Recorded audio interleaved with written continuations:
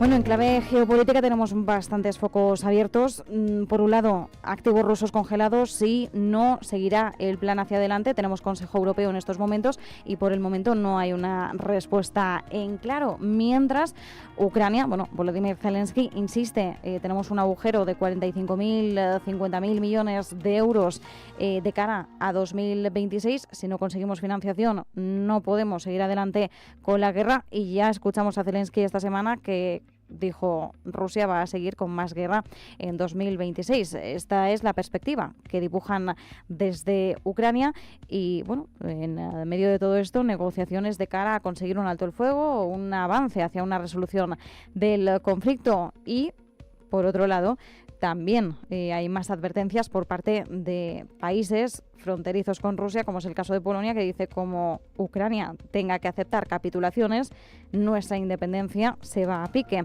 Moisés Ruiz, profesor en la Universidad Europea, experto en liderazgo y comunicación, ¿qué tal? ¿Cómo estás? Hola, buenas tardes. Encantado de estar aquí. Muchas gracias por acompañarnos. Además, me acompaña aquí también presencialmente en el estudio y hace poquito tuvimos presencialmente a Miguel Ángel Melián, analista internacional y consultor de asuntos públicos. Miguel Ángel, ¿qué tal? ¿Cómo estás? Muy buenas tardes a los dos, un verdadero placer como siempre. Muchísimas gracias también por acompañarnos. Zelensky, no es que queramos usar el verbo implorar por nosotros verter algo de sensacionalismo, pero es verdad que ha sido muy insistente respecto a la necesidad de que salga adelante el plan de uso de activos rusos congelados. Seguimos con el mismo veto de Bélgica, también de trasfondo Hungría, Francia también, que estaba posicionada más a favor de la perspectiva belga. Euroclear es el principal depositario de esos 210.000 millones de activos rusos congelados y claro, el temor es que en algún punto Rusia reclame no los beneficios sobre esta cuantía, sino la cuantía total, esos más de 200.000 millones, y que Euroclear sea quien tenga que rendir cuentas una vez se hayan utilizado. Claro, entendemos el problema de base, ahora la lectura es si esto se va a traducir en un fracaso histórico para la Unión Europea si no sale adelante, y si esto, más allá de un problema para Ucrania, se va a traducir también en un problema para la viabilidad futura del bloque comunitario. Moisés. Ya no sé en qué capítulo estamos de esto de la guerra de Rusia contra Ucrania. Hay unas semanas en las que somos más optimistas, otras más pesimistas y otras que estamos ahí empantanados, ¿no? Sí. Y esta es una de ellas. Es evidente que hay detrás un problema. El trasfondo es un problema que, claro, Zelensky necesita financiar sus tropas y no tiene dinero. Y Putin sabe que están en este problema, por eso a Putin el alargar la guerra pues le beneficia, porque además el asunto sustancial del apoyo también se está resquebrajando. Estados Unidos, con su giro de guión, ha dejado, como te diría yo, en paños menores a la Unión Europea. La Unión Europea está diciendo, pues a ver, ¿qué hago yo? Es decir, yo he prometido ayudarte, pero claro, necesito también unanimidad para desbloquear esos fondos, y ahí no la encontramos. No. Hungría va a estar siempre del lado que no, y tampoco hay otros países que yo creo que cara al público dicen una cosa, pero que luego en negociaciones dicen otra, porque es que claro, es que hay detrás mucha problemática, ¿no? En qué va a acabar todo esto. Putin, a su vez, pues está también enfadado con la Unión Europea porque le están frenando. Yo sigo insistiendo que las ansias de paz que tiene Putin, es evidente que, claro, también tiene las cartas a su favor de decir, oye, pactar esto y que capitule todo lo que tenga que capitular Ucrania, sobre todo en el tema territorial. Pero ya ves que Putin está enfadado porque la Unión Europea le está bloqueando ese acuerdo que tenía ahí medio apalabrado con Donald Trump, y en fin, les llama cerditos o no sé qué. En fin, pero eso lo que demuestra es un cabreo enorme de Putin, que él va a seguir, efectivamente, va a seguir en sus planes de guerra, pero ya son 4 años, tampoco es que haya conseguido mucho, pero el tiempo está a su favor. Y no olvidemos tampoco el asunto político de Zelensky, es que lleva como año y medio, ¿no? Ya fuera de ese orden democrático que le tiene que haber convocado elecciones, se agarra a una excusa que efectivamente pues es plausible, que es estar en guerra, que impide realizar unas elecciones de manera normal, pero debería haber ya acudido a la cita electoral. Y a todo esto tampoco sabemos qué opina el pueblo ucraniano. Es decir, no sabemos a qué grado de hartazgo tiene el pueblo ucraniano con todo esto. No sé si les da igual capitular un territorio más que un territorio menos, francamente. Entonces, bueno, ahora el trasfondo es este. Necesito dinero, o me lo dais o este hombre va a seguir avanzando sin ningún tipo de problema territorialmente en Ucrania. Bueno, y además Donald Tusk, el primer ministro polaco, ya ha advertido, ¿no?, de que una capitulación en Ucrania sería devastadora. Bueno, pues él ha hablado de su país, ¿no?, de Polonia, que sería devastador porque estaría bajo amenaza su independencia, pero entendemos que esto también lo intenta extrapolar a todos aquellos países fronterizos con Rusia o aquellos países que puedan verse más amenazados en medio de la recuperación de tierras históricas, que es el principal motor también de la narrativa de Rusia. Miguel Ángel, ¿cómo ves la cuestión de los activos rusos congelados? Insistimos, es una cuestión que está en foco en el Consejo Europeo, aunque por el momento seguimos con el mismo veto de Bélgica y es un tema que se ha estado posponiendo a lo largo de la jornada de hoy. Mañana tendremos más Consejo Europeo, esto también hay que dejarlo claro, 18 y 19 son los días de Consejo. Los líderes, lo que sí han prometido, luego veremos en qué queda esa promesa, es que se va a cerrar un plan de financiación para Ucrania, salga o no adelante el plan de los activos rusos. ¿Qué expectativas reales podemos manejar? A ver, las expectativas, como bien comentaba Moisés, son altamente confusas y complejas. ¿Por qué? Porque implica una serie de capas de intereses, digamos, que dificultan o facilitan según el tema del que estemos hablando. En primer lugar, y también recogiendo esa preocupación que transmitía hoy Donald Tusk, recordemos, es cabeza principal del Consejo Europeo y que en septiembre activaba ese artículo 4 de consulta dentro de la OTAN por la preocupación de las incursiones de drones rusos en Polonia. Hablaba de dinero para hoy o sangre para mañana. Aquí este tipo de narrativas entran dentro del bloque de países que sí están de acuerdo en utilizar este tipo de activos rusos frente a las continuas amenazas tanto de países internos de la Unión Europea que se muestran reacios a utilizar estos activos y también a las amenazas rusas de en un futuro poder reclamar. En un segundo punto tenemos sobre todo las negociaciones que hay detrás dentro de este proceso de paz. Véase sobre todo la iniciativa reciente de Ucrania a abandonar la intención de pertenecer a la OTAN, pero no se descarta la posible incursión de Ucrania dentro de la Unión Europea, que es un debate también de fondo bastante importante, con unas repercusiones en cuanto a niveles de fondos europeos, de posición dentro de la Unión Europea, en el caso de que Ucrania lograse entrar, porque aquí a veces se nos olvida que estamos hablando de un conflicto y de defender a un país que actualmente no es miembro, y la discusión sobre la activación o el uso de los fondos rusos congelados actualmente, digamos, obedecen a una línea geopolítica de la Unión Europea que intenta retomar un papel protagonista y claro, una de las líneas principales es esa activación del artículo 122 que permite modificar las mayorías de unanimidad a cualificada para en determinadas situaciones de emergencia, digamos, utilizar este tipo de fondos.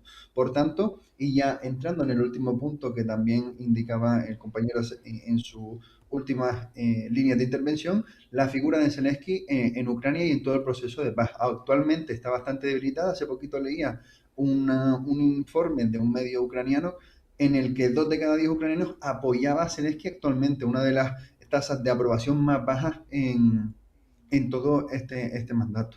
Por lo tanto, digamos, el contexto es bastante complejo, hay determinadas derivadas que van más allá de la simple financiación, también de obedeciendo a las tendencias y, digamos, cómo va evolucionando la Unión Europea frente a este conflicto y también qué posición geopolítica y geoestratégica va a querer adoptar la Unión Europea frente a Estados Unidos, Rusia y el futuro de Ucrania.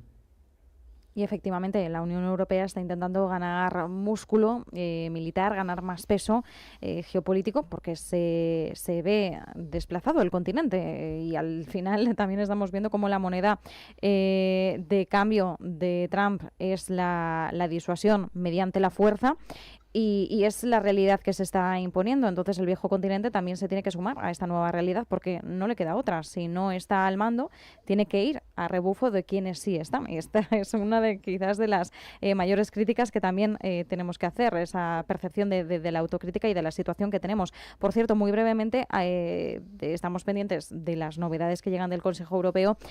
Al parecer, von der Leyen ha trasladado ya a los líderes europeos que la firma del Mercosur se retrasa hasta enero. Veremos qué es lo que ocurre porque siguen enfrascados con las conversaciones en relación a Ucrania. Moisés, bueno, Miguel Ángel estaba planteando ahora algunos temas importantes, la línea geopolítica, ¿no? De que la Unión Europea está intentando retomar, recuperar, trasladarlo el liderazgo. Antes decías que el tiempo juega a favor de Rusia en la guerra. Desde luego en todo este proceso hemos visto que en ningún momento ha jugado a favor de Europa. Y claro, aquí también resuenan pues las otras voces, ¿no? Citaba ahora también Miguel Ángel a Donald Tusk.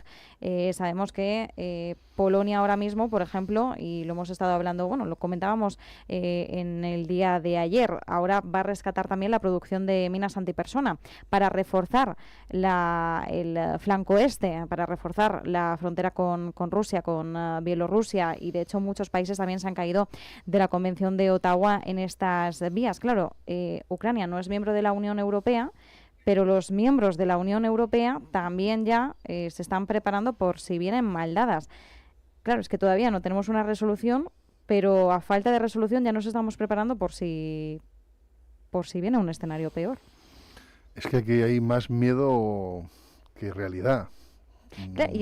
Y ojo, ¿hasta qué punto? Porque el Kremlin sostiene que el miedo que se está instaurando en Europa es ilusorio, que forma parte de una narrativa del propio bloque comunitario para, bueno, pues para sembrar, ¿no? También esta narrativa anti-Rusia.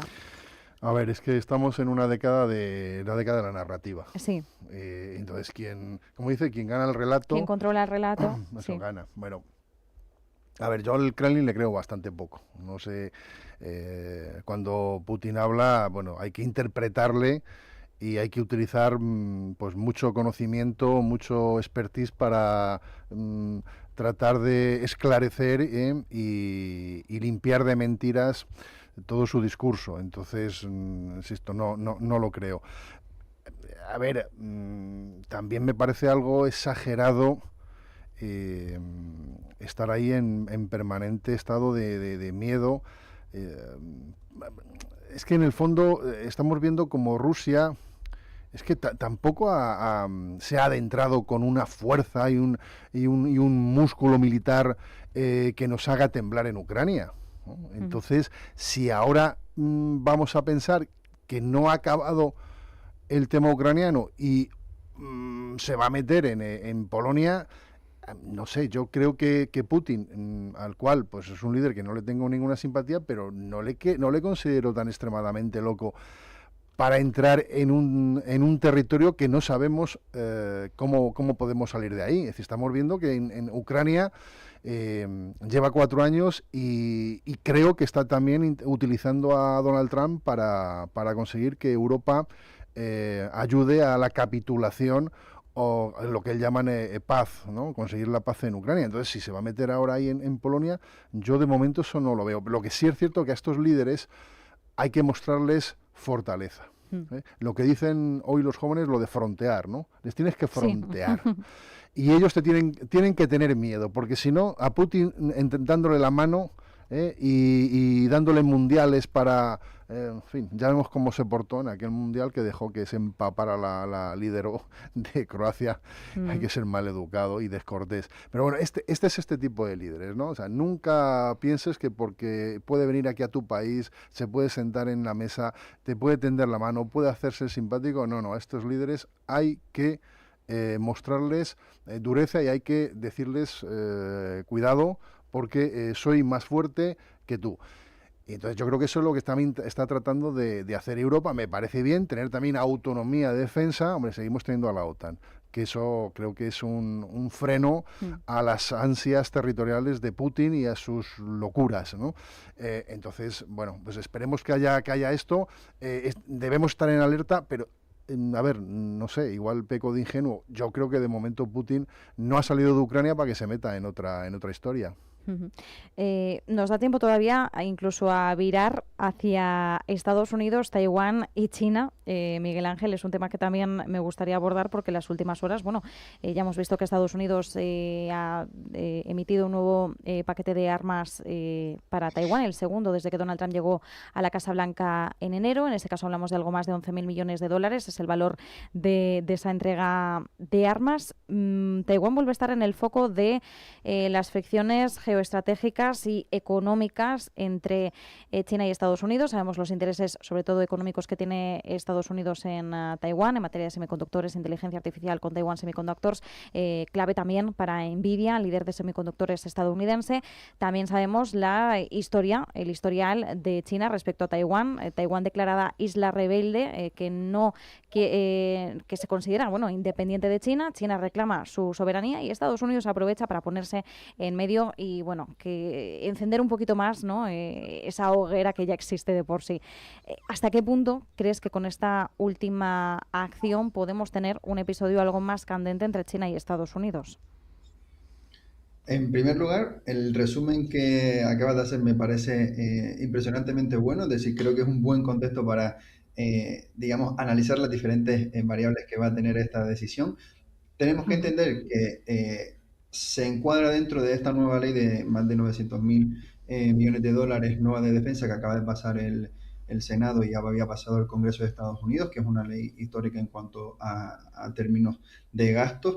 La partida interesante para Taiwán nos viene a indicar que es una de las principales líneas también de la actuación de la política exterior estadounidense en el Indo-Pacífico. Recordemos que hace poquito también conocíamos esa nueva estrategia de seguridad nacional, donde la prioridad del Indo-Pacífico pasaba por proteger esa primera cadena de islas en la que pertenece Taiwán y todos los intereses comerciales, económicos y militares que obedecen a la posición geoestratégica de Estados Unidos en la región. Por lo tanto, aquí tenemos un núcleo duro de la acción exterior que vamos a ver a partir de ahora de Trump. Sin duda alguna ha generado reacciones también agresivas o, digamos, negativas por parte de China. Hoy conocíamos las palabras del portavoz del Ministerio de Asuntos Exteriores, Wu Yakun, que decía que iban a traer fuego a este tipo de ayuda militar para Ucrania, para Taiwán, pero también recojo las palabras de Moisés que ante determinados tipos de líderes hay que generar una imagen de fortaleza y esto viene a mejorar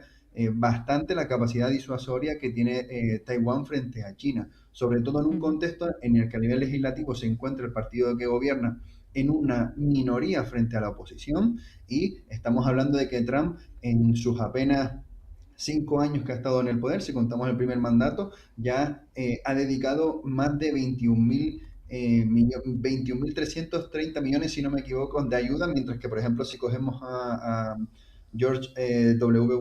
Bush, dedicó a cerca de 18.000 millones para Taiwán. Por lo tanto, en apenas 5 años frente a los 8 de Bush, tenemos una diferencia notable y sobre todo también cómo centra el tiro en esta región y que es principal para la política estadounidense actualmente. Sí, Moisés. No, digo que es muy sensible el tema de Taiwán con China. Creo recordar que ya hubo un incidente diplomático en la era Biden. Nancy Pelosi, ¿no? Se presentó allí. Se presentó a Taiwán. Sin avisar y enfureció bastante a Xi Jinping.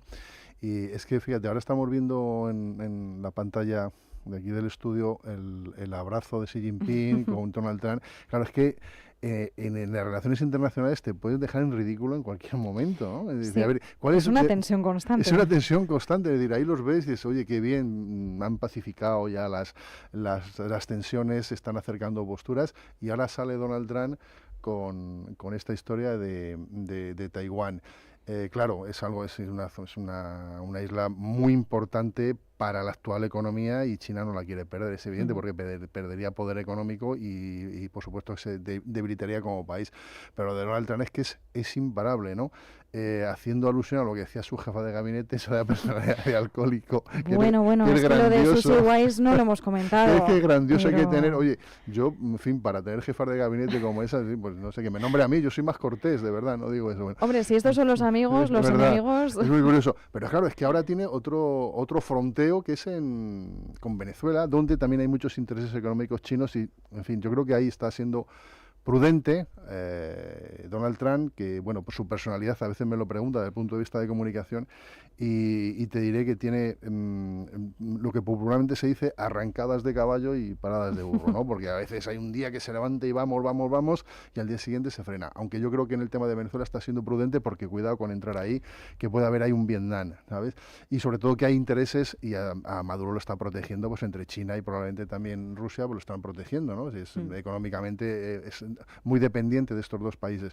Pero bueno, digo que Donald Trump con el tema este de Taiwán, bueno, de momento lo que han dicho es un apoyo en autodefensa. En absoluto han querido, digamos, ofrecer como una idea de que estamos armando a Taiwán. Sí, no es para un conflicto, claro, no es para un conflicto sino como disuasión. Pero China, evidentemente, claro, es que es tan sensible que cualquier injerencia de Estados Unidos en Taiwán enseguida pues les enfurece.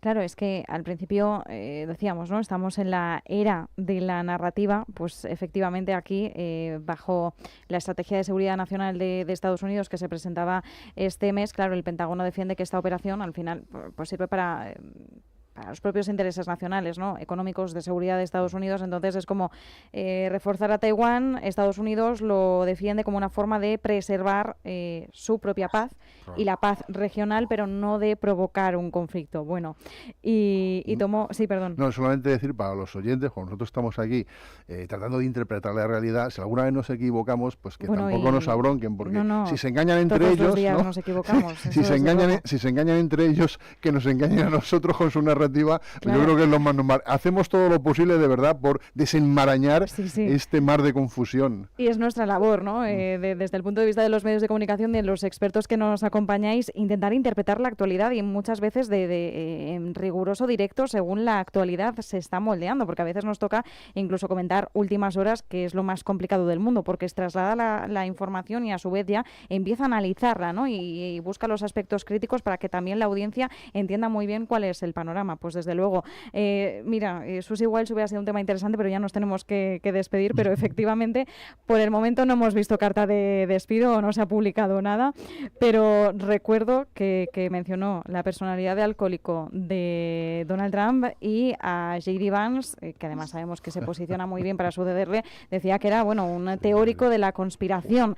Así una jefa de gabinete más interesante, ¿eh? Sí, la que debería... Que no la eche nunca, por favor, que nos va a dar unos titulares extraordinarios. Si sigue así, desde luego nos va a dar mucho. Declaraciones incendiarias, no, y tanto.